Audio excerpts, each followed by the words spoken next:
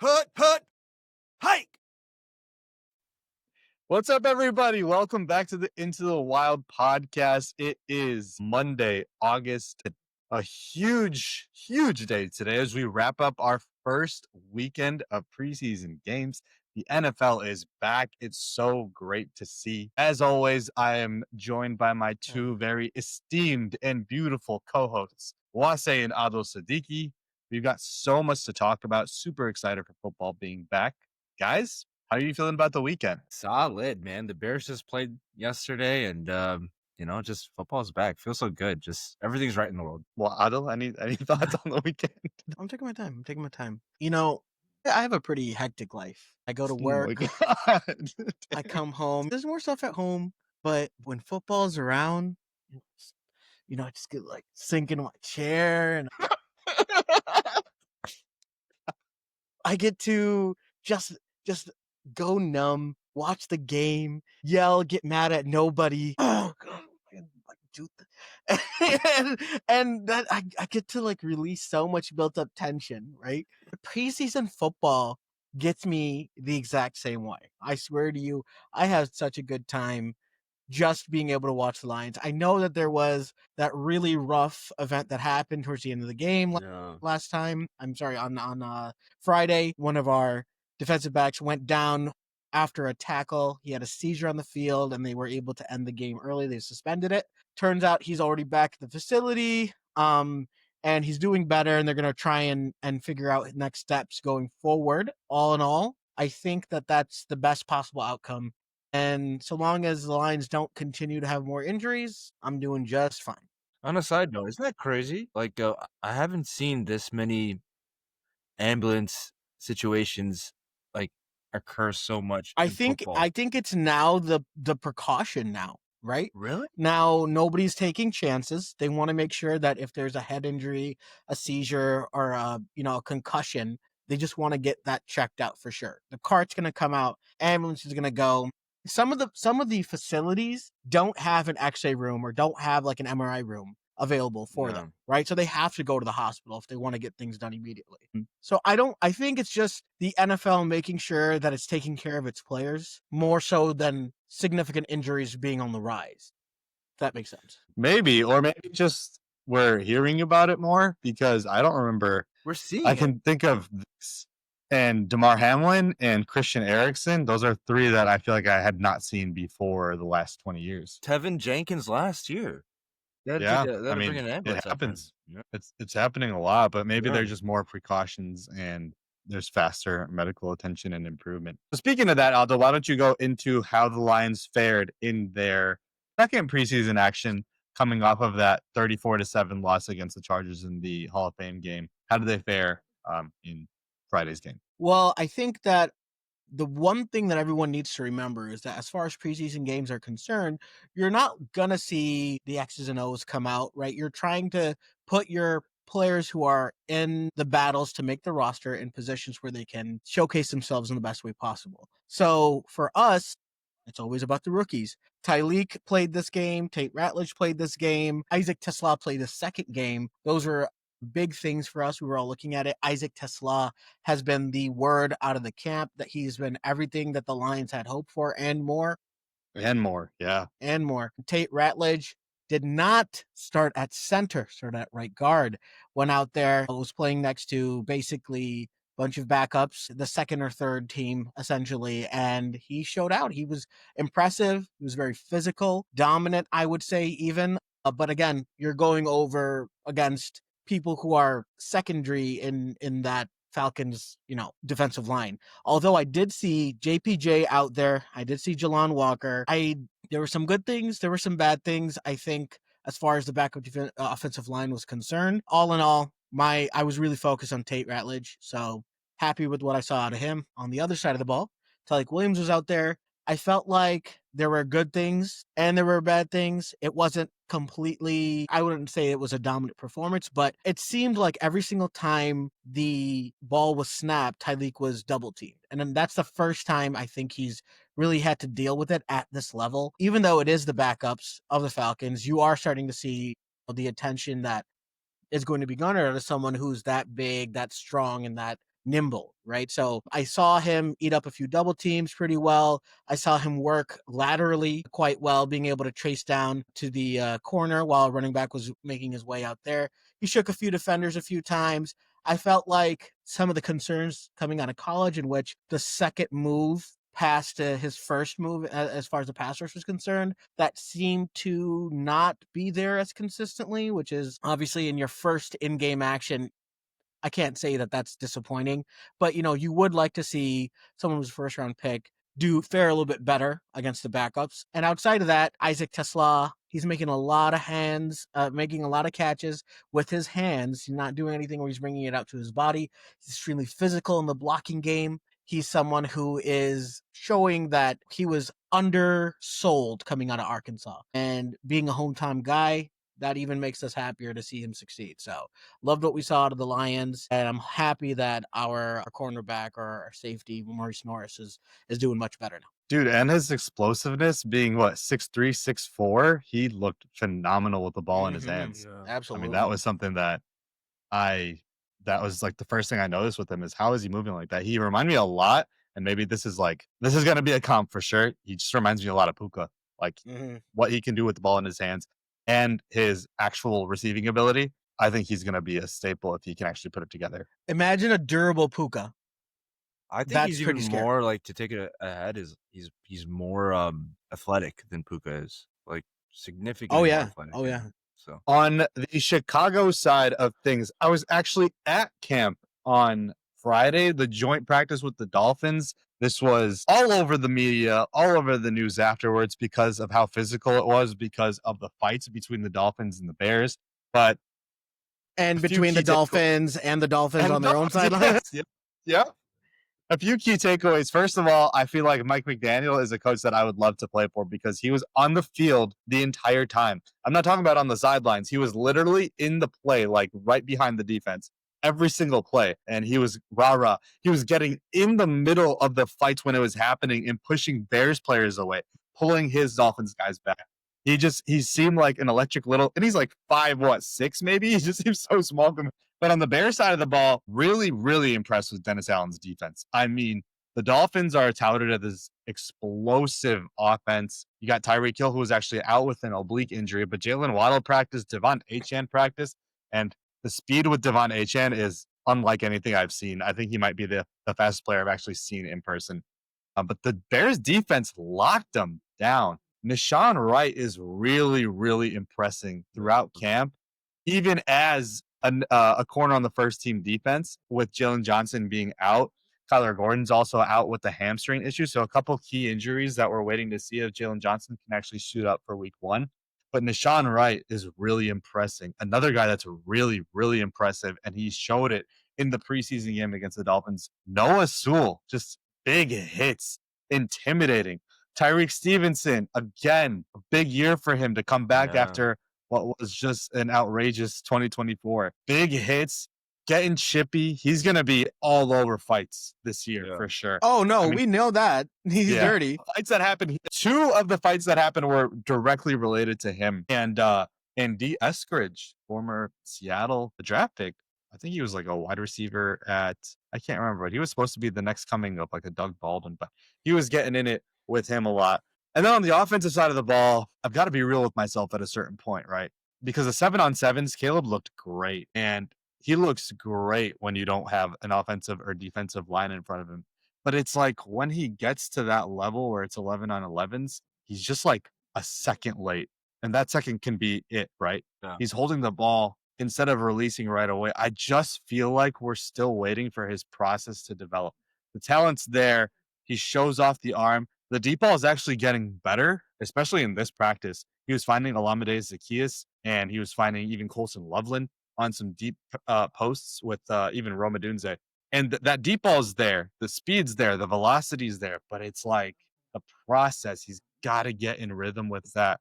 And that's going to take time to grow. And usually it's the opposite, right? Like you want to find your footing, but the quarterback has the process down. But we'll see how that goes. Watson, what did you think of the preseason game against the Dolphins? It was solid. I mean, I was a little disappointed not seeing the first string starters, considering this is a new offense. This is a big year for Caleb, like a big bounce back year. You want to see him get all the reps he possibly can to start the season running. Outside of that, I mean, there wasn't much to take from this game.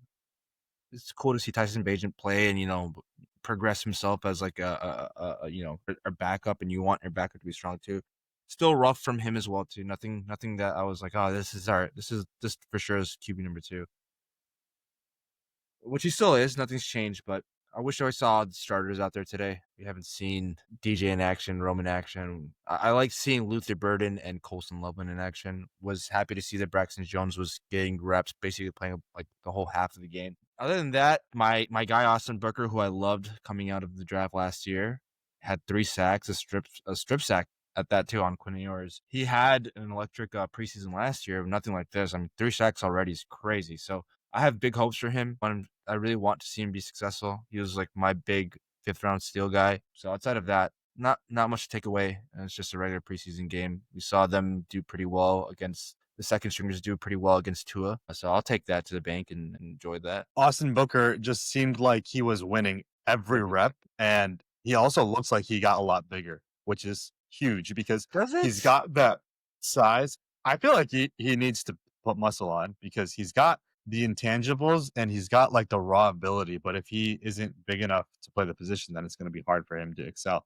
All I hear when people talk about Austin Booker is Max Crosby. Yeah. Like they constantly bring up the name Max. On the broadcast today, they said Max Crosby like 4 times in relation to Austin Booker. Just so consistent. But he had a great game. Motor's crazy. His motor is unrelentless. Yeah. He doesn't quit on any play. He's always running. So that's what I love about him.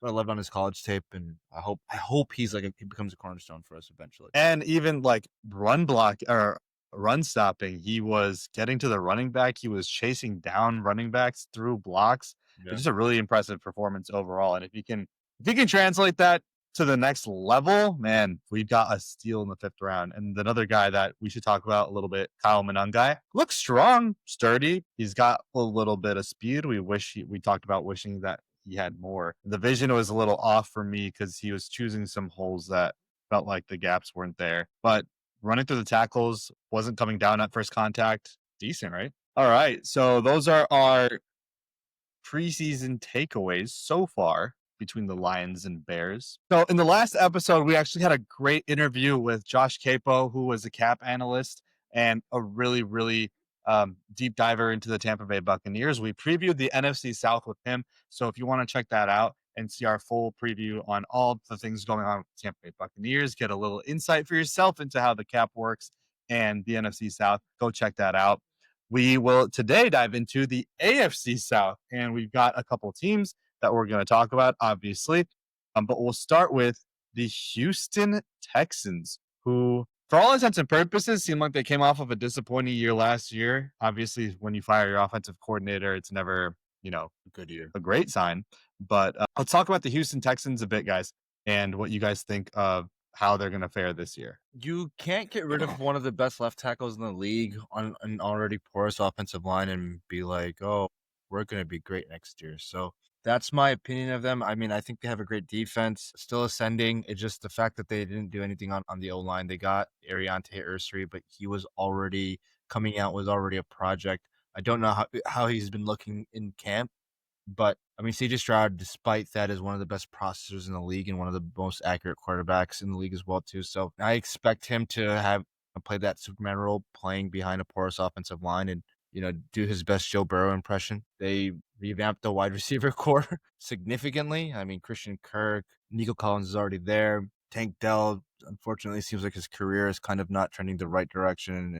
Prayers out to him. Jaden Higgins and Jalen Noel were 2 of my favorite wide receivers coming out of the draft. Jalen Noel specifically. Iowa State boys. Yeah, both guys. Yeah, both teammates. And then Christian Kirk on top of that. And I think they signed someone else too recently to play wide receiver. What's their name? Braxton Berrios. No, somebody else. Oh, they still have John Michie and Xavier Hutchinson. Yeah, this is such a deep wide receiver core. Yeah, it's going to be exciting to see. I mean, hopefully it's just a big, quick game type of situation. Justin Watson's on this team now. Defense Quintez Cephas. Yeah, Quintez Cephas, Detroit Lions OG. Well, he was suspended for gambling like last year. I mean, your whole team is. I don't know if you guys are. Isn't that like a team thing? No, not us, but your boy, what's his name? Luther Burden. That was pretty interesting, right? What are they going on there? They bring in another thing that they do is they bring in Nick Chubb off of a gruesome knee injury, right? And you got Damian Pierce in the backfield. Joe Mixon's going to be out for a little bit. That's a little interesting. I don't know what they really have going on out there in Houston as far as the run game is concerned.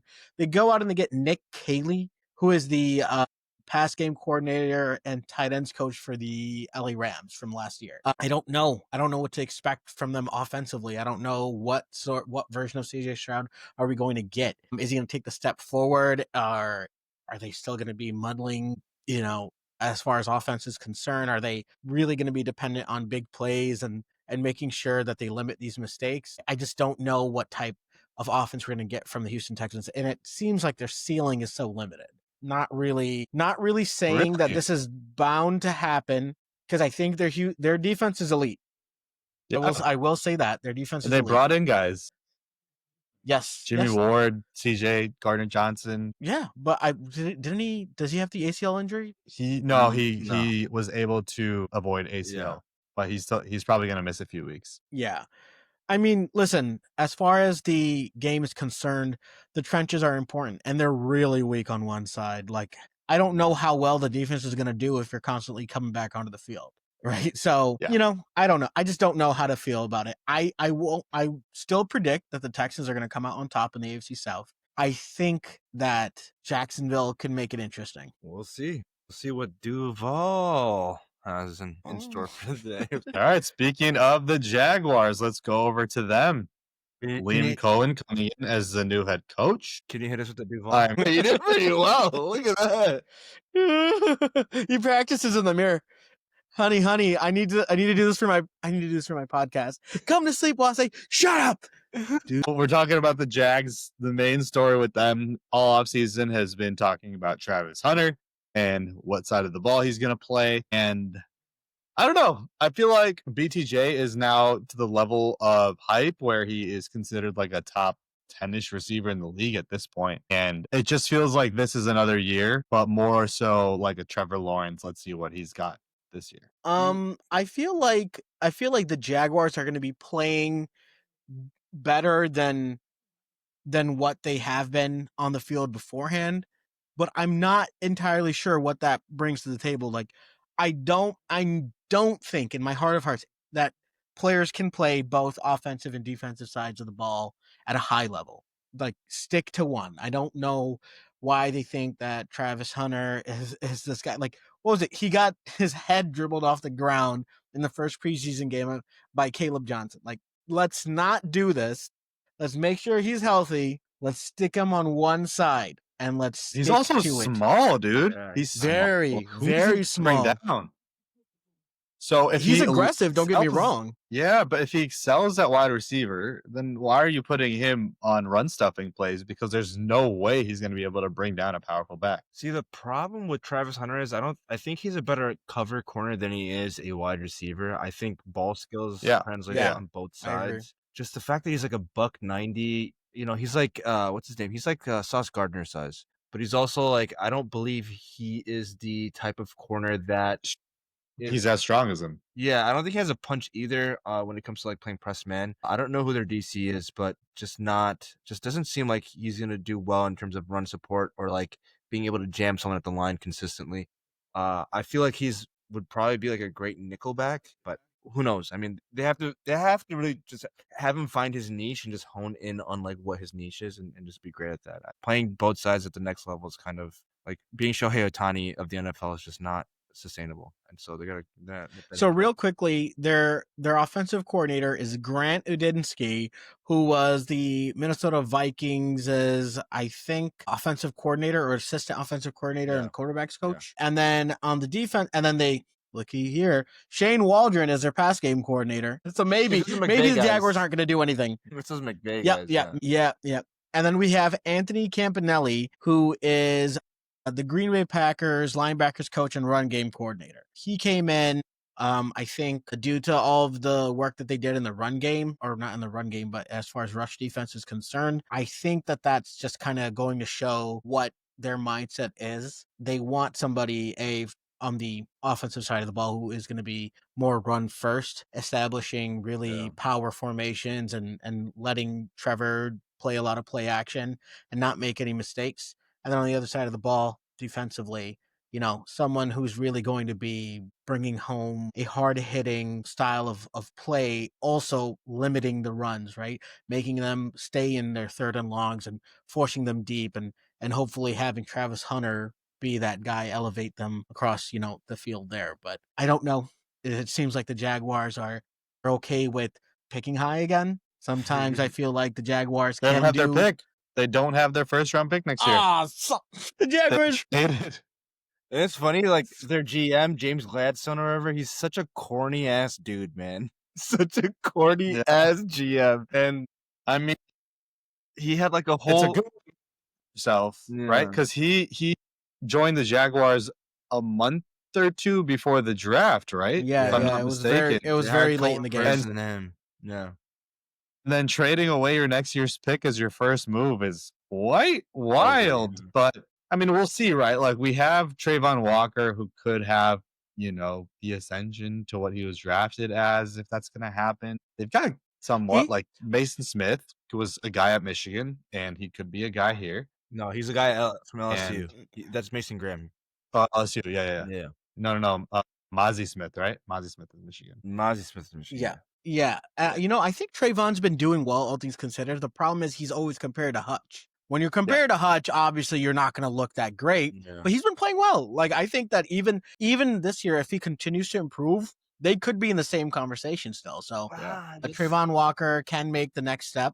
And if he makes the next step, then it would be a very, I think, improved pass rush, as well as, his coverage and his run game, his play in the run game. Another person who I'd like to highlight, Brenton Strange. He's getting all the hype in the offseason for the Jaguars. Let's see if that shows up in the preseason or at least through training camp reports. Yeah. So, what do you guys feel with this team? I don't even know. I mean, they're in one of the weakest divisions in the NFL. But that's the reason why we don't know, because we don't know which way it's going to go. Yeah. And on top of that, their defense is okay, but not as I can't gauge how well coached they are to make a prediction on them. To me, they're just a big wild card team, and the only thing that matters is getting Trevor Lawrence back on track and making sure that Travis Hunter pick was legitimately the right move, because you gave up a lot for him, and you don't know what the hell you're gonna do with him. Yeah, I do feel like the offense is going to be a lot better because Liam Cohen did one thing really well at Tampa, and that was the offense. Like he turned Baker Mayfield to a quarterback he's never been. So maybe if Anton Harrison can take a step up, if the offensive line can gel a little bit, they have a decent running back room that could really, they just have different styles of running between Bigsby, Travis Etienne, and then Bashal Tutin, who's a monster. So we'll see how they fare. And then another team, the Indianapolis Colts. This is one of those teams that you just look at the roster and you're like, wow, this could be a contender if only they had a quarterback. Because up and on this team looks phenomenal. Look at the defensive line with DeForest Buckner, Laiatu Latu. They added JT Tuamaleau. They have Kwity Paye. Dude, they're all over the place. I love Zaire Franklin. I think that he's one of the better middle linebackers out there. I mean, great player. We were playing them last year, and that felt like he was all over the field. They add in Trevarius Ward, Cam Bynum from Minnesota. Yeah. This is a team, dude. They lost some folks on the O-line. That's about it. But they've retained most of their folks that they needed to. Oh, man. And then adding the big offensive addition just being Tyler Warren. Yeah, the jury's out on him. I wasn't the biggest Tyler Warren fan. He's definitely athletic. He's a extremely athletic, what's his name? Taysom Hill type player. Much bigger, obviously. He's a great blocker. Tyler Warren? On the line, he's Tyler like a gadget. Warren He's like a gadget tight end. No, what are you talking about? I'm just not the biggest Tyler Warren fan that people were touting him. You can give your props to other players so long as it's not Colson Loveland. You know that, right? No. Tyler Warren's also a good player. Colson's my guy, and now we shit on Colson's my guy. Hey. No, Tyler Warren's going to have a phenomenal year. He's going to be, If He's a Anthony great Richardson's inline blocker. quarterback, then probably not. So it's gonna not matter at all. Yeah. I think we're talking about this as Daniel Jones being the quarterback, because Anthony Richardson, not only did he get hurt in their first training camp game or preseason game, already unblocked to the quarterback, but I think this offense it works better with Daniel Jones. Yeah. I think you have more efficiency at the quarterback position, but also getting the ball to guys like Josh Downs, to Tyler Warren, to Michael Pittman. I think he is a better To distributor. Adonai Mitchell. Year two AD Mitchell. Yep. He's looking good. Right. Yep. Jonathan Taylor in the backfield. I like this team a lot. I think they really can actually good. compete. Yeah. They have a nasty they set of should. weapons. Hold on. They should be able to compete. Yeah. Yeah. I don't know what we're seeing out of the coaching staff, but they seem to underperform year in, year out. So Yeah. Steichen's on the hot seat this year, you would say? Well, now that Irsay Yeah. passed, I don't think Steichen's gonna be on the hot seat. That's my opinion. Like Ballard seems to be like on the hot seat with Irsay still around, but now that he's not there anymore and his daughter's running the show, I don't think that Ballard his seat is as high as it is, unless his daughter's like, yeah, F you, like we're done with you. So all right, and then the hot take here. The Colts could end up in last place. That's not a hot take. I mean, it is to the team. Oh, wait, the Titans. Never mind. Yeah, that is a hot take. Yeah, hold on. I mean, because listen, the Titans defensively were not bad last year, and now you revamp the offensive line. You give him a somewhat. It seems like Cam Ward is doing pretty well, all things to consider. True. Obviously, it's training camp, preseason. I liked what I saw in preseason. I know it wasn't much, dude. The least hype or discussion or anything conjecture in the league around a quarterback that was the number one overall pick I've ever seen in my life. Yep. It is the least hype since I don't remember the Sam Bradford years, but I feel like Sam Bradford was. Yeah, Bradford signed the largest rookie contract ever in history. He's the reason why they changed. Yeah, but that was just the Heisman Trophy coming off of the national championship. No, Sam Bradford was very high. He was supposed to save the Rams. I feel like Stafford was an underwhelming number one then. No, Stafford was. No, everybody was talking about his live arm, but they were talking about, from what I remember, they were talking about him not being the number one QB had it been another year. Kind of the same stuff that we would have seen that we heard in the Cam Ward stuff, right? And people were kind of underestimating. I remember Stafford being hyped. Yeah. I think that he had hype in college, but didn't meet that expectations. No, Stafford's. I'm trying to think. I don't remember a quarterback that was not hyped. Trubisky at 2, maybe. That's the only thing I think of. He wasn't the number one pick, but he's the second pick. He was the first. I'm gonna look this up. Let me see it. Who in the past? So Bryce Young, definitely talked about. Trevor Lawrence, consistency, decision making. Joe Burrow, of course. Kyler, Baker, maybe Goff. Goff is a good one, yeah. Yeah, Goff. I think that because probably the second to Goff was a guy from D2, right? Yeah. Like not D2. North Dakota State. D1. That's FCS though, not FBS. It's a different division. Well, lower division. Anyway, and considered a lower division. Yeah. So I think that since 2016, that's a long time. 9 years to have like someone that comes in. First of all, is good in that year with Miami. Like he was playing as if like he was trying to make it to the playoffs. Don't know what happened at the end. Yeah. Obviously, sitting out in the back half of that bowl game seems really weird to me. I don't know why they were that rubbed me the wrong way too. But the fact that they had such a low bar with everything that they had from beforehand. Like you have Malik Willis, you ship him off. You go and you get Mason. It was Mason Rudolph who was there, right? Yeah, last year. And then I forgot mayonnaise and coffee. What was his name?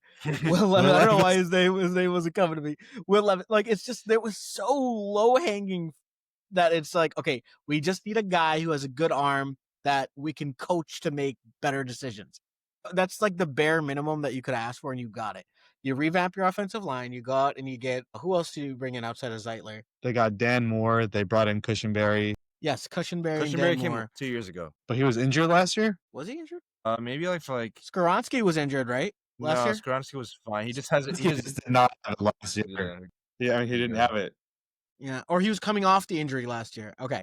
But it's a brand new team, right? Because with the addition of Dan Moore, you're actually able to move J.C. Latham to his actual position of right tackle. Yes. He played left tackle last year, and he just looked out of place. Did he play left tackle? I thought he played right you tackle just- last year. No, he played left tackle because they had what's his name at Radins? Nicholas Pierre Petit. What's his name? Petit Friere. Something like that. He was just terrible at right tackle last year. They do revamp the line and the receiver room, because outside of Calvin Ridley, now you have Van Jefferson. Or was Van Jefferson on the team last year too? No, I think they brought him in this year. They bring in Van Jefferson, Tyler Lockett. They draft Alec Aymanor. All things considered, Shamir DK could be a steal.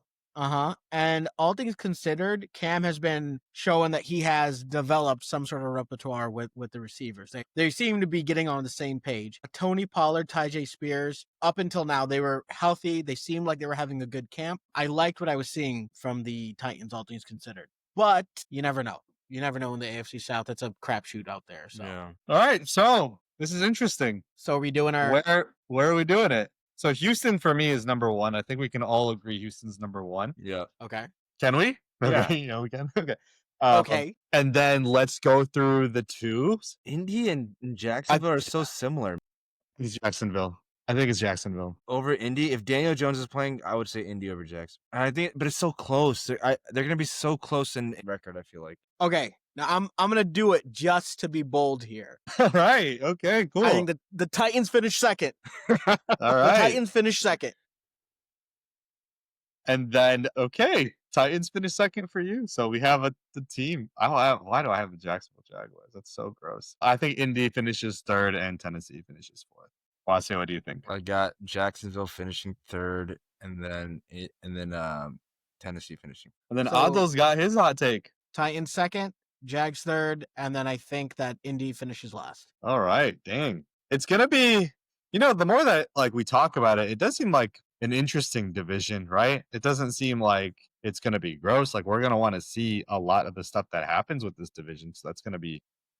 We'll put together some fun games. There'll be something that we're tuning in on a Thursday night, ready to get to the weekend. And we'll see a divisional game that nobody really cares for. Randomly pop off.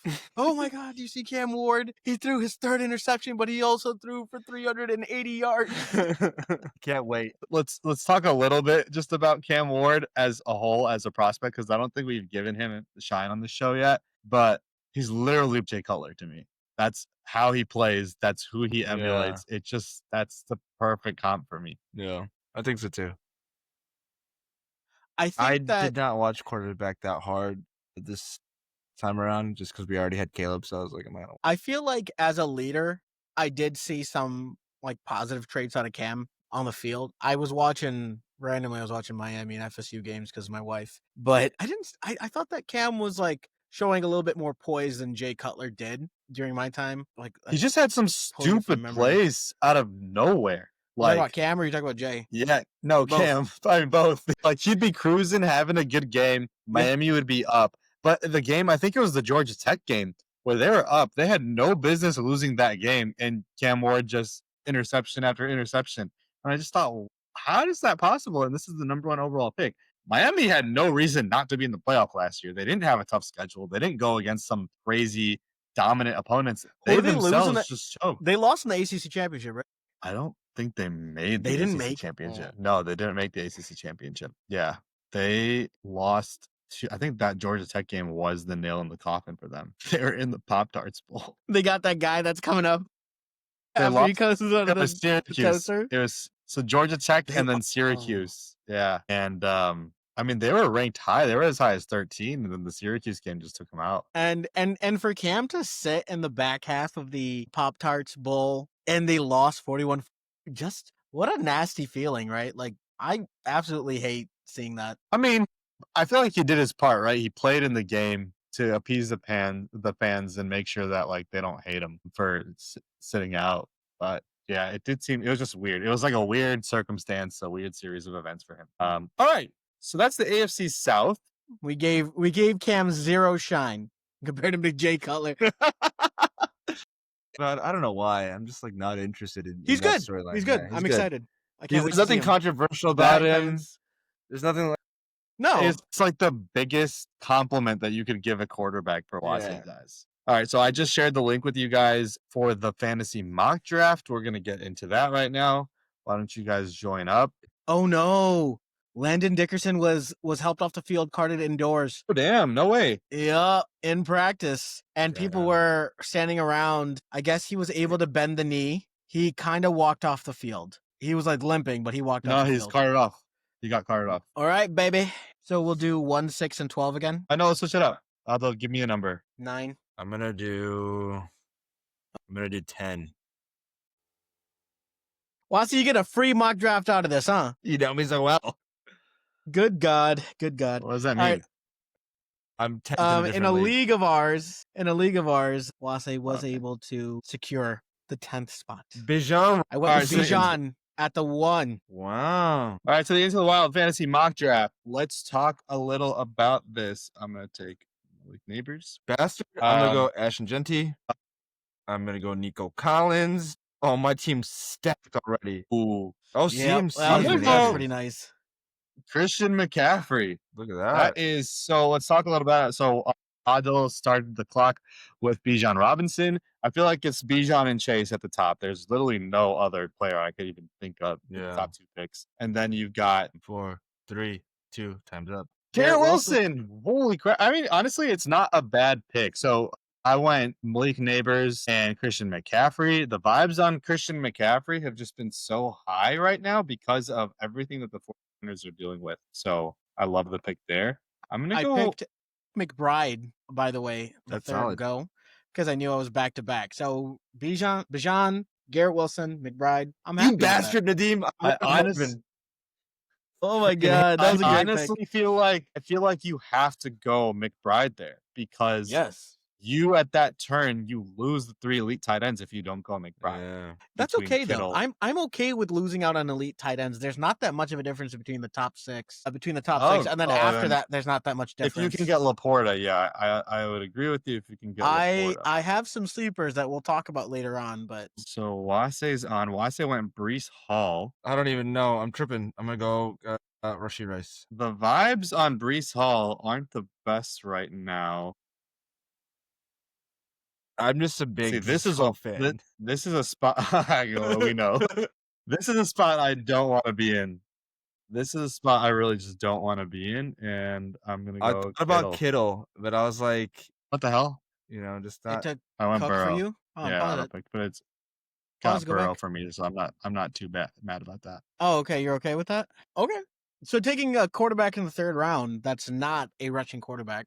How do you feel? Actually, I want to go back and do that again. The problem is, it's a spot where you just don't know. Like Yeah, it's no man's land.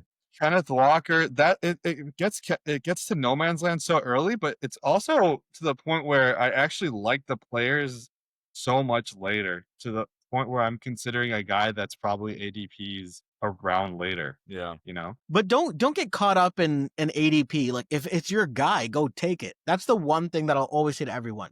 Don't get caught up in ADP. Go get your guy. And I'll have back to back, right? So I think that going out and getting DK is great. Yeah. You know, he'll be paired up with, obviously it's gonna be I pretty thought about rough DK. going. And I am gonna go JMO back to back. Actually, Wow. sorry, I'm gonna go Trevion. I think Trevion in round Wow, 5. Trevion this early. Trevion in round 5 is a little bit of an overdraft. I'm okay with that because I feel like they're, as far as like zero or a hero running back mentality, Trevion has high upside. Yeah. With everything that you're hearing out of camp, he has high upside enough for me to actually take that risk. Sorry, go ahead. So I went Tet here. I just feel like it was between him and JMO, obviously, but for me, Tet just has the wide receiver 1 locked up, and it's a make or break year for Bryce Young, and he's gonna need to rely on Tet a lot here. So Wase went Zay, and now he's got someone else right Wase after. went Zay over And JMO and Mahomes? Patrick Mahomes. Oh my God, Wase's team is becoming a do not draft list for me. Yeah, Mahomes and Zay. Interesting. I just don't trust that Literally becoming a do DeAndre not- Hopkins is going to take that large of a role. I mean, he's on his 3rd team in 3 years. No, what is this? 4th team in 3 years. So I still think Zay's going to be the guy for Lamar Jackson. I'm not gonna put that much stock into all the other weapons that they got. It's not sexy for me, but Isaiah Pacheco to me is a smash here. The Chiefs' offense will not go if Isaiah Pacheco does not go. Rashard Smith is on the way. He looks so good in camp. On the word that he is not ready yet. He's not ready to take that role yet. Kareem Hunt is going to be in the mix. Caleb Johnson's not bad. I actually am going to go with Jaden Reed. I feel like out of the wide Jaden Reed that high? Hold on. I feel like out of the wide receivers in Green Bay, the most consistent wide receiver over the last 2 years has been Jaden Reed. I think there's a small injury. I think he was in a walking boot. I don't know how severe it is. If he's all good to go, I'm okay with taking Jaden Reed there. I also like Calvin Ridley, right? I Yeah. would debate about taking him there. I know that I've got 3 wide receivers on the board right now. Thank you for pausing. So I there would have gone Calvin Ridley over Jaden Reed for sure. And I'm searching here, and I feel Jaden Reed's like also just got an injury, yeah, and he is I hopeful referred to be that. ready. Yeah. I think that I'll go with Calvin Ridley then. Okay. As far as depth good is pick. concerned, you're gonna need to unpause it. I think I won't be able to draft. Yeah. There you go, Calvin Ridley, and that would shore up my receiving room for the better part. Like I think that I'm okay and comfortable here. Now I can take more risks going down. So this is an interesting spot in the 7th round. It's a spot I do not want to be needing to draft a running back because the options available, Brian Robinson, Tyrone Tracy, Jalen Warren, maybe consider Jalen Warren. He would literally be the only one. And then Jacoby Myers here seems like a smash pick. I think he's going to get a lot of run. The interesting thing is I'm not looking at quarterback yet. I think I can wait a while for quarterback. I think this quarterback group is very, very deep. Wase obviously went with Patrick Mahomes, who we both, Adil and I, are not high on this year in fantasy. I love Patrick Mahomes. Dude, I don't even know who I'm going to go with. This part sucks. I need a flex, but I'm just like, bruh, I don't even know. Draft has been paused. Thank you very much for that. Well, I don't know. This was hard. Let's go with, I wish I didn't draft Patrick Mahomes. I'm going to go Cooper Kupp just for the sake of vibes and nostalgia. And then I really want a tight end, but no one here really. I like Mark Andrews in round 8. I think that's pretty solid. Yeah, that's what it's going to have to be, but just not. I talked about Jalen Warren, and I'm going to get Jalen Warren. That's good. Out in the 8th round, getting him, and Caleb, I think, only went 2 rounds earlier. Over here, around earlier. Over here, I feel like I'm willing to be more risky at this point. I like Jordan Mason. I'm gonna take him. Did you pause? Ooh, I love Jordan Mason. Yeah, I'm gonna take Jordan Mason again. Risk is okay. Risk is my name here. I'm taking J.K. Dobbins, hoping to build on the year that he had last year behind a great offensive line. So wow, those are good picks. Love both those guys. Yeah, high quality or high risk picks. They can get to the point where they can produce at running back 1 level. So here's the guy that I think is going to be a game changer, and we talked to Josh Capo about this a little earlier. It's Emeka Egbuka. I think he's just going to slot in right there, be a perfect fit. And I feel like as a wide receiver 5, he has wide receiver 2 potential this season. Oh, I love my boy Josh Downs. Josh Downs was also the guy I was looking at. Really high on Josh Downs this year. We're getting close to my boy Colson Loveland. While drafting every effing league I can possibly draft him at. Yes. My team's so sick. Your team is so gross. Yeah, I don't like your team this time. I don't give a damn what you And then I think this is the biggest steal on quarterback, especially if you are going to be punting quarterback. You have to be targeting Dak Prescott. Yeah. In around the 10th, the 9th, 10th round. He's always there every year. It's going to be every year he's always there, and he always overperforms. Yeah, he's always solid. Yeah. And you know what? It's just injury with him, but if he can stay healthy, that's. I'm gonna save this guy for my next pick, but I'm gonna go over to the receiver room. I like Kyle Williams. I like what I'm hearing out of camp. I'm gonna take him, and then that seems early. And then yeah, but I'm all about the risk. I don't care about rounds 8 downwards, all about risk. Trying to get a high upside pick. If I can get a guy who can even 4 games give me a top 15 positional matchup, I'm taking that.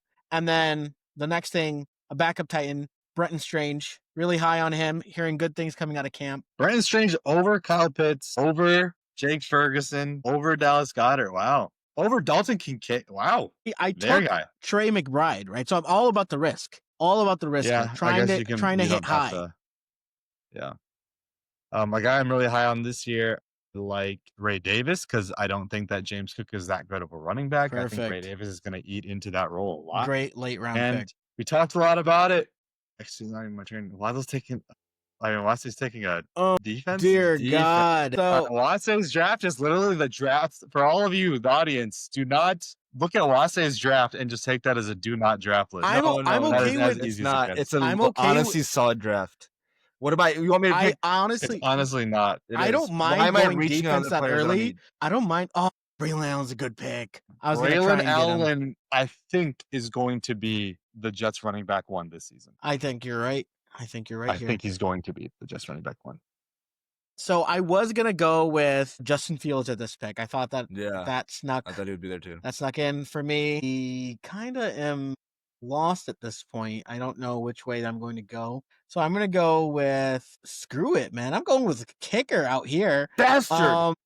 I hate you. Hey, go back. Undo JJ McCarthy. Take him off. I don't want him. You Brent Aubrey. Damn it. He was on my queue. He's already taking him. 30? Okay, again, this is not good draft strategy here. What do you mean? Hey, listen, you go out, you get your guys. Go out, get your guys. Go out and get your guys. With kickers in defense on the bye week, you're not going to keep them on your roster. You're not going to bench your kicker or bench your defense. You're going to cut That's them. fine. So I'll sign someone else. Always be available. I'll sign someone else. It's okay, but I'm going out and getting my guys. Don't worry about nothing like that. Aubrey Don't worry about that BS. Pick. And I'm taking the Ravens. Come on, baby. Nice. I am of the philosophy that you don't draft defense or kicker in your draft. And one guy that I love this season, and I think he's going to take over the lead role after James Conner, it's Trey Benson. This isn't dynasty. Ray Davis, Braylon Allen, and Trey Benson. It's not They're going to be starting running backs this season. I don't care about Trey Benson. This season. My guy, you were trying to trade Trey Benson had a great. You were trying to trade Trey Benson. Trey Benson had a great preseason game yesterday. It's preseason. Against what? Backups? Yeah, it's all BS, bro. Benson's not been surprising anyone. All right, you get Jake Bates. Respectable. Yeah. And then who's like a solid... And then I think I'm trying to think. It's the one I want to bet on. And I'm just gonna draft me a quarterback, I guess. I don't know. Trick me. A guy that I think is probably going to be the wide receiver too for a good offense. And he is a late signee, but I think the rapport is already there, and he's going to have a great year. It's Keenan Allen. Okay, solid. It's a lot of betting. Yeah, over here I'm going T-Law as my last pick. That's awesome. Love to see a player with a caliber like Trevor Lawrence come out here and be available in the last pick. Now let's go ahead and review. You know, one thing that I want to call out, especially because of the way that this draft is going, and I think most drafts will go this way. Dude, look at what's available for quarterbacks on waivers. Yeah. You have JJ McCarthy, Cam Ward, Michael Penix, Tua, Bryce Young, Matt Stafford. Not to mention Geno and Sam Darnold, who are all playing with exceptional weapons. Aaron Rodgers. Quarterback seems deep from a fantasy perspective. It's so deep. Yeah. But it's deep because we had an influx of rookies being put in positions where I feel like... You waited till the last pick to draft your quarterback? Yes, sir. I was going to go with... That's the perfect example. Hold on one second. I was going to go with Fields here. I was going to go Fields here. I thought you should have. No, not at Brenton Strange, at Aubrey. But if I can get Justin Fields in the 11th and 12th round... Huh? I feel like if you took Justin Fields instead of Brenton Strange, your team would be a lot better. Yeah. There's a gap to me between Fields specifically and everyone else. When did Fields get picked? He was picked right after you in the 11th round. Damn. You picked the Broncos. Fields got picked up right there. I thought the two guys that I feel like can be top 5 quarterbacks in fantasy that you can draft late are Dak Prescott and Justin Fields. Yep, 100%. Yeah.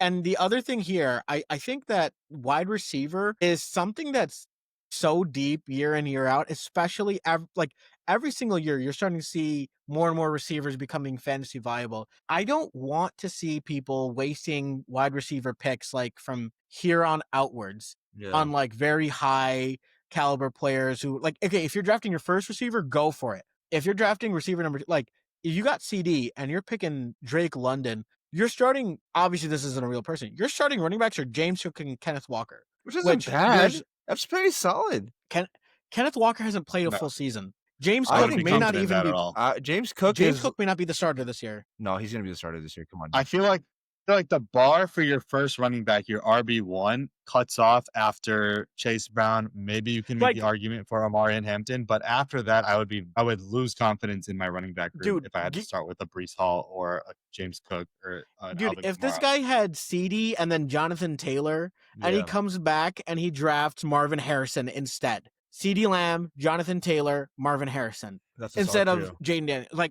That's a solid trio.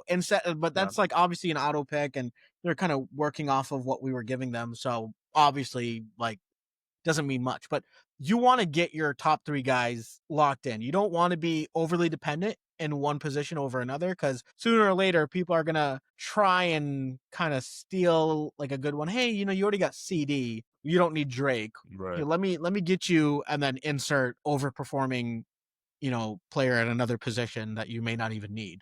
And you say, okay. So let's talk about late round picks. You're after round 8. Who are guys that you must have? Guys that you're drafting in every single fantasy draft past round 8. So round 9 and beyond. Who are 3 guys that you guys are just all in on this season? Love Jordan Mason. I got him in the 8th round. I know you guys were saying I love that pick. I love that pick. Okay. I guess you didn't say it was an overdraft, but I think Jordan Mason. Literally, based on ADP, it is, but I think it's a great pick, and it's the end of the 8th, right? So yeah, and he is going to be the starting running back. Like, I don't know who's out there that doesn't know that Aaron Jones isn't really being favored out in training camp. If you can get Jordan Mason in the 8th round, that's amazing. And he's like the big goal line back for them too. Sure. The other thing, to get Tank Bigsby in the 12th round, Braylon Allen in the 12th round, Ray Davis in the 11th round. That's crazy to me. These guys could have top 20 running back seasons. You're getting them that late. Feels kind of. What's interesting is for those we highlighted those 4 guys. I also think you can throw J.K. Dobbins in that mix. These are guys that aren't really. They're not handcuffs. Like a Garendo, like a Benson, to me are more like the handcuffs. Or right. Jalen Wright would be more of a handcuff. Guys like Ray Davis, guys like Braylon Allen, Tank Bigsby. These are going to be guys that are involved in the scheme throughout the year and could potentially even be starters. To me, Braylon Allen is that home run, surefire. If he's there in the 10th, 11th, 12th, I'm taking him because I think he's going to overtake and score more points than Breece Hall this year. Well, not only that, I feel like people, when they saw the Lions have sustained success with 2 running backs and like had a run-first offense that did do well in the air as well, people are starting to be a little more keen on having a diverse play calling sheet, like not sticking to, okay, we can't draft another running back. We can't play another running back. We don't want to take these snaps away. They know that these players can start playing together. Breece Hall and Braylon Allen both could be fantasy viable this year. And picking them up on the same team isn't too bad either. Like, I'd be okay with that. I would be more than happy with that. I wouldn't. With Justin Fields there, I don't think I could do that. That wouldn't. I think we're overrating Braylon Allen a lot. I think the vibes in New York for Breece Hall are just gone. Like, they're not treating him like an every down back. They're not treating him like a workhorse. They've used Braylon Allen. Last year, they used Braylon Allen so much to the point where, as a Breece Hall owner, it was so frustrating because he wasn't even getting on the field because Braylon Allen was there. And Braylon Allen, through training camp and in the first preseason game, he was the Jets running back. So if we're just reading the tea leaves based on what we've seen with them two, Braylon Allen's their guy. And they're going to look to trade Breece Hall, especially with the contract year coming up. What's a good guy that I could see out on the waivers afterwards? Who's that Washington running back? Also, you have him in Dynasty. Yes. Yeah, Cross Kamara. Yeah, I think that he could be fantasy viable. Like, if an injury to Eckler were to happen, God forbid, or to Brian Robinson, he could emerge and like never look back. He's on my dynasty team for that reason. What's a wide receiver that you guys love in the later rounds? Ibuka? Yeah, I think that we're all going to be in agreement there. Ayuk may have a good... It just seems like Ibuka is the smash surefire pick. Like, if I see him anywhere past 8, I'm taking him. Yeah. I don't know if this is going to happen, but I don't know. Where did Tillman go? Cedric Tillman didn't get drafted. Where did Judy and Tillman? Huh? Tillman did not get drafted. That's a great receiver that Yeah. we missed out on this time Yeah. around. Tillman and Judy can both be fantasy viable so long as I There's think so many Flacco unknowns. Flacco is the I mean, hell, quarterback, yeah. Shador looked okay. During preseason. I think the quarterback conversation was a lot more overrated than we thought. I think the Browns may have made a good decision to bring in more competition to see what was available to them rather than pigeonholing them. I would be okay with Tillman in the later rounds. I like Josh Downs a lot as well. I think with Daniel Jones being the emerging starter, the predictive starter at this point in the season, Josh Downs is going to get just peppered with targets. We saw what happened with Malik Neighbors last year. Even Wan'Dale Robinson was fantasy relevant, and I think that Josh Downs is the surefire pick to just be in that slot role and just get a ton of targets. Oh, we consider the 8th round back end too, right? Like I like Ricky Pearsall, Khalil Shakir. Yeah. I like Kyle Williams. I'm not too big on Shakir and Williams just yet. I feel like Stephon Diggs seems to be that guy, and they're waiting for someone to emerge after him still. I haven't seen the rapport in training camp between Kyle Williams and Drake May. What about Rashid Shaheed? Where does he I play feel now? like- He doesn't play I feel for. like no, he's in New Orleans. Yeah, I just feel like He's in New Orleans. New Orleans folks just aren't. No, I think worth didn't he drafting. get. I feel like Shaheed might just be. He's a field stretcher. His yards per route run is way higher than Olave's, and Tyler Shuck just going to air it out. They have to throw the ball, right? They're not going to be able to have some positive gamesmanship where they're just running the clock down. They're going to be chucking the ball, and I think Rashid Shaheed could be a big recipient of those chucks. Do you trust Tyler Shuck though? No, but I think that he's going to pass a lot, and you're going to see a lot of pass attempts, and those have to go somewhere. I feel like that'll be underneath quite a bit. I think Kamara's going to have a decent year again. I think that, let me see who's a tight end out in New Orleans. Juwan Johnson, Taysom Hill. I think Taysom Hill is actually injured, so he won't be ready for the start of the season. But Juwan Johnson, that's that guy, and I wouldn't be surprised if we hear his name on the waiver wires come week 3, week 4 as somebody that you have to pick up. I'm looking here, Juwan Johnson, Jack Stoll, Michael Jacobson, Trayton Welch, Mason Pline. A lot of good stuff coming out about Mason Pline as well. I think any of those tight ends could be fantasy relevant, especially because you just want Shuck to get the ball out quickly, make his first read. I do think that there could be some viability for Shaheed, but I don't know if he's even going to have enough time. That offensive line's a mess. You guys are asking a lot from the Saints. A lot. I mean, I just don't expect Olave to be healthy. Yeah. By not touching Olave, and the next guy up is Shaheed. And then the last player I want to highlight, I think this is his year. We talked about it earlier, but Kyle Pitts. I think Kyle Pitts and Penix are going to establish some sort of rapport. And I'm just really high on the Falcons' offense overall. Bijan Robinson is in my top 2 players. Drake London, I'm really high on to take that next step to get into that territory with the Pukas and the BTJs and the Malik Neighbors. And then there's Kyle Pitts. So it could be a steal if the offense goes the way that they're trending towards. But we'll see about that. An announcement for this week, I'm actually dropping my draft guide. It's going to be this Wednesday is when we're launching it. Yeah. Nice. I've already gotten just a ton of requests. So we're going to have a draft guide. It's going to be an Into the Wild cheat sheet. It's going to be completely free, but what you have to do is you have to be following the page on Instagram, on TikTok, and subscribe to the YouTube channel. And then I'll make a post about it. Just comment on the post and say that you've done it, and then I'll send it out to you. But that'll be coming this Wednesday. And we're going to do some more fantasy stuff. I think I'm going to do like if you're picking from this spot on like a daily basis, just put a post out there for that. Okay, let's end off the show real quick. We're going to do a Mount Rushmore of the current wide receiver cores in the NFL. You love those Mount Rushmore. He loves them. I love them. Bro, we couldn't end it. We've been going for 2.5 hours. We couldn't end it. All right, well, I say Apple, give me a number. 1 through 10. 7. It's 6. Wase, where do you want to start? What do you mean? Where do I want to start? I want to start. Position do you want to choose? Wait, are we wide receiver? Is it? Do you want to be one? Hold on. Is it receiving Do you want core one, or two? is it? What do you Or mean is 1 it 2? wide receivers? Like what position do you want? You said You want wide the first receivers. pick, second pick, third pick. First pick. Why would I want to? Wide receiver cores. Yes. Yeah. Wide receiver cores. Currently in the Okay, NFL. okay. Yeah. Yes. All right, go for it. And then Adil, you I'm can gonna you go want with 2 or 3? the best wide Adil, receiver. you want 2 or 3? I'll take 3. Okay. I'll go with the best wide receiver core in the NFL, and that is the Cincinnati Bengals with Jamar Chase and T. Higgins. Wow. All right, I'm going to go with a wide receiver core that we talked a lot about today. Yeah, we knew. I'm going to go with The Buccaneers. the Tampa Bay Buccaneers. This guy. All right, give me the Lions at 3. What the hell? What the hell? Amon-Ra and J-Mo? Yeah. All right. Amon-Ra's an all-pro? Why do we do this week after week? They're great. And then I'm going to take the Vikings right after. Justin Jefferson. Ooh, that's good. And If you flipped them, that would have been fine. I mean, I don't know how I feel about Jordan Addison because it's just, even though I see flashes, I see more inconsistency. And with the injury, not the injury, I'm sorry, with the injury to JJ and then the suspension of Jordan Addison, it's a little wonky.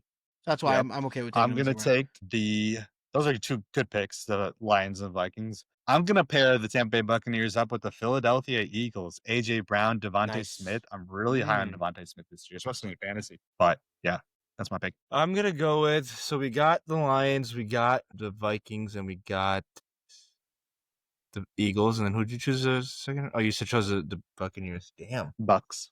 Yeah. Just because I'm a Chicago kid. Dude, those. Let me finish. Oh, God. Seem like there's a Oh, we'll do this right drop after. off? Well, we'll do this right after. I want to hear this idiot say it. Say it. Just because I'm a Chicago kid, I'm going to say the Chicago Bears with Roma Dunze and DJ Moore. Didn't want to go. Okay. I get You another wanna one. add I get one Luther more. Burden. Yeah, Luther Burden too, but I'm also not super high on like the rookie wide receivers. I don't know. We'll see. Solid, yeah. Colson Loveland.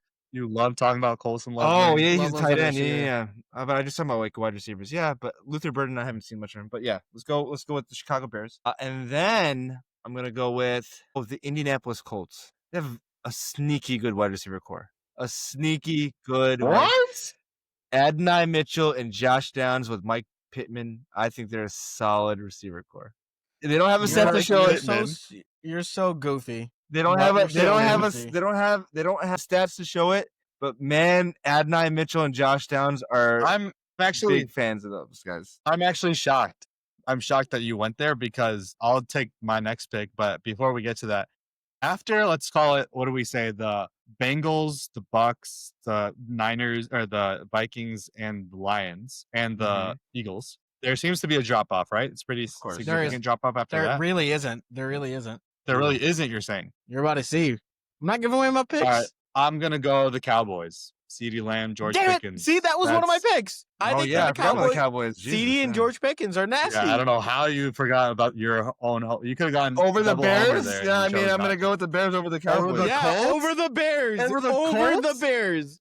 And over the Colts. You chose the Colts over CeeDee Lamb and George Pickens? Apparently, I did. Stupid, bro. You goofy. All right, your last two picks. Yeah, dude. Oh, no. You got no, it's you. No. Okay. Yeah, you took the Cowboys. The Cowboys. Okay, so now I'm debating because I was gonna go with the Cowboys. So I got the Dolphins, the Texans. Damn. See, that's why you're goofy. That's why you're doing it all for the clips. You got a problem. I'm trying to. I guarantee you, he's not choosing the Indianapolis Colts for the clicks. Ain't nobody clicking that one. He wants to be this guru. Wasi Siddiqui, end of the year. He really did talk up. Ball nowhere. Stupid. That's who I am. You do Don't know. be mad. You're a regular old Barry Zuckercorn. That's who you are. Who the hell is Barry Zuckercorn? Oh, Arrested Development? Yeah. You remember that scene where Tobias takes a picture of his balls on accident, and they think that he's the lawyer, right? Yeah, they think that they're building homes in Iraq, and that's like a hillside in Iraq. And then Barry Zuckercorn looks at it, he goes, "Those are balls." What a great show, man! What a great epic show! I love that show. Yeah, such a good show. Wow, one of the greatest of all time. Yeah, I don't know. I really don't know, but I think that I want to go with the Rams for sure. Okay, that's what I was going to take. Puka and Devontae are too good, and I'm debating between the Texans and Dolphins, and I think I want to go with Texans. You guys are sleeping on the Colts, man. You guys are sleeping on the Colts. Bro. Shut up. Nobody's sleeping on the Colts. I would take every one of Nadim and my picks over your picks. I think I wouldn't take the Colts top 15. Wow. I would have taken the Bears top 15. They shouldn't have made this list. The Bears should make this list. The Colts should not be in this list at all. That's just so goofy. It's so goofy. I like my My guys, man. Pause. I like my guys. It's such a goofy. What was the team that you took out though? I'm sorry, I couldn't even. I went like, with the process. Texans because of Nico. Nico's my guy. Okay. So I went Rams and All right. Texans. So I'm also gonna choose between the Dolphins and another team, and it's gonna be the Falcons. Straight. And Much better than the than the freaking Colts. again, yes, I could name so many receiving corps that are better than the Colts. Okay. After this, tell me who's better than the Colts. Because we'll go through it. We'll go through it. Named what? We'll go through it. We've named what? 12. We're gonna name 12 wide receiver corps. 12. Give me one more better than them. Okay. I can. Okay. One more better than the Colts? No, because once we go through, I'm taking the Falcons. Okay, so you Drake London, Kyle Pitts, Donna Mooney. Okay, so you said. Let me see. Now let me try to think. Damn, NFC wide receiver corps are solid. Yeah. Wait, you took the Dolphins and the what? I took the Falcons. Falcons. Oh, all right. You took the Packers? Who, me? No, I didn't say the Packers. Did you just say Packers? No, he was thinking about the Packers. He was Good, thinking good. about it. Okay. Jesus, relax. Relax. Okay, we are obviously Philly's already in there. I'm just trying to think of the NFC. I think Wase is hungry. Cowboys. Yeah, I am a little hungry. I'm trying to think. You need a Snickers. You thinking of those horseshoes? No, you know what? Shame me. I don't give a shit. I like the Colts. I like the wide receiver core a lot. Anyways, I'm gonna go with the Chiefs. I'm gonna go with the Chiefs. Chiefs wide receiver core. Rashee Rice, Xavier Worthy. What? Xavier Worthy and the guy that they just drafted. What's his name? My guy. Jalen Royals? Jalen Royals, my guy. I would have taken the Broncos over the Colts and the Chiefs. No. I would have taken the 49ers. I would have taken That the was another good one. Dolphins. You would I would've take taken the Dolphins. Ricky Pearsall, Juwan Jennings. Is Juwan Jennings even on the team anymore? Brandon Ayuk. George Brandon Kittle. Ayuk's gonna coming up. What? We're not putting George Kittle in here, but Receiving like, core you is not the literally- same. I mean, you got to add Tyler Warren to that click then, and Jonathan Taylor. Oh, yeah, that makes it so much better. That makes it so much better. Okay, hit on it. But when the Colts are coming, The Jaguars, BTJ, Travis Hunter. meh. Those Meh. boy Brenton Strange. listen, bro. I like Brenton Strange. You Hey, keep sleeping I on would him. You're take not him over. taking the I would take him Jaguars over the Colts. Are you guys crazy? I would. Yes, you are. No, you're I think I not. would. Just because you have one alpha Yes, you does not make are. it better. I don't care. Fuck it. I'm picking the Colts. The Cardinals. Would you take Marvin Harrison, Trey McBride? Yeah, probably I would take him. No. Yeah. Okay, fine. Hold on a second, hold on a okay. second. My bad. Okay. So the Dolphins were there. The Texans were there. No, If I took it's- the Texans. Sorry. It's a matter of who I picked before. Okay, how about the fine. Commanders? Hold on. How about No, the you took- Commanders? You How took about the the Texans Commanders? after. You took the Texans after. How about the Commanders? No, I'd probably take the Colts over the Commanders. Terry McLaurin, Debo. Yeah, Debo's washed. Okay. I mean, like that's. Actually, no. I think I would take the Commanders. I but forgot I about would Debo. take the Commanders. All right, Over okay, fine. Y'all freaking Colts. tripping. You guys are sleeping on the Colts, man. I swear to God, I'm not a Dude, big nobody's Indy sleeping fan. on the I Colts. like Y'all are I sleeping on the like Colts. Alec Y'all Pierce. sleeping on A.D. Mitchell. Y'all sleeping on Josh Downs. Y'all sleeping on Bro, what has A.D. Mitchell done? Bro, he's What did such a A.D. Mitchell nasty do route this runner, year? bro. He's smooth. He's so smooth. I've been a big The A.D. Mitchell Seahawks fan. have- I said, Hell, I would take the Seahawks over the Colts. fine, take him. I don't give a shit. I want the JSN, Colts. Yeah. Cooper Give Cup. me, Yeah. And then me Torrey Holt. A.D. Mitchell and Josh Downs all day. That's I'm going. that's 20 receiver cores that we would take. Nah, I'm over taking the Colts. Colts. The Colts, Goodness. man. You're goofy. They just need a quarterback, and You're that team is goofy. nasty. They got weapons everywhere. Yeah, but I'm not gonna judge them before they get that quarterback. Get the quarterback. I'm telling and you, I'm not going to judge them before they do something on the field. Josh Downs is solid. A.D. Mitchell gets open all damn time. He's so clean. He's so smooth. Y'all hating on him. He's He drops honestly, a lot too. You he's know like that, right? he's like CD Lamb, bro. He plays a lot like CD Lamb. People just want to go. Does my does God. 80 And does he's 80 drop actually the ball? more athletic than CD Lamb. So I'm just saying. Does 80 A.D. drop Mitchell, the I ball? love you, G. If you're watching this, probably not, but Does I love 80 you. drop the ball? Does he have problems dropping the ball? He did early on in his career with like a lot of rookie wide receivers did. Like remember Early on in his career, Chase? he's played Remember one Jamar season. Chase dropped 8 balls in preseason, and now he's the best wide receiver in the NFL. Remember that? 80 Mitchell played a year. I'm talking about Jamar Chase's rookie year when he dropped a lot of balls. That was In you were talking about his preseason, but A.D. preseason. Mitchell's already played a year. He did nothing. I mean, he's marred Thinking by of an a excuse. quarterback situation right now. If Anthony Richardson's your quarterback, you're gonna struggle too. I'm sorry. Okay, If so why A.D. is Mitchell Michael was Pittman like not what you're struggling? saying, He's like that. if A.D. Mitchell's like what you're saying, then he should be easily overtaking Michael Pittman. He will be, yes. He's going to be the wide receiver 1. Okay. All right. Okay. Hot take. All right. Let's see what the Colts fans think about this. I hate that they had that guy that does a song. Yeah, You he's seen that? freaking cringe. I can't stand him. He's very courageous and inspirational. We're not going to touch this. This is getting All right. I'm not That's touching enough for us today. For Wase and Adil, we want to thank you all for listening. We'll see you guys next week.